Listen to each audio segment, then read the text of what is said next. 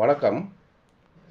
நம்ம உடம்புல நோய் வருவதற்கான காரணங்கள் என்ன அப்படின்னு பார்த்தோம்னா, உடம்புல அசிடிக் கண்டிஷன், அதாவது தேவையில்லாத அமிலங்கள் உடம்புல தேங்கி இருக்கிறனால, நம்ம உடம்புல நோய் அதிகமாகுதுங்க.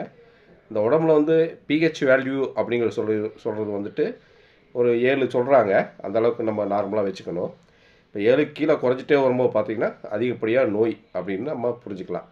அப்ப இந்த அசிட்டிக்லேருந்து எப்படி நம்ம அல்கலைனா மாத்திக்கலாம் அப்படின்னா, காரத்தன்மை உள்ள பொருட்கள் நம்ம உணவுல அடிக்கடி எடுத்துக்கணுங்க. அதாவது என்ன அப்படின்னா, இந்த மிளகு, சுக்கு, பட்டை, கிராம்பு, ஏலக்காய் இப்படி உள்ள பொருட்கள நம்ம ஒரு 2 துண்டு, ஒரு 3 துண்டு போட்டு ஒரு கஷாயமாவோ, இல்ல ஒரு சூரணம் செய்து வச்சு, ஒரு வெறுகடி வீதம் சாப்பிட்டுட்டு, உள்ள வெந்நீர் குடிச்சிட்டு வந்தாவோ, நம்ம உடம்புக்கு பார்த்தீங்கன்னா, அந்த அமிலத்தன்மை மாறி நம்ம உடம்பு ஆல்கலைனா மாறுங்க.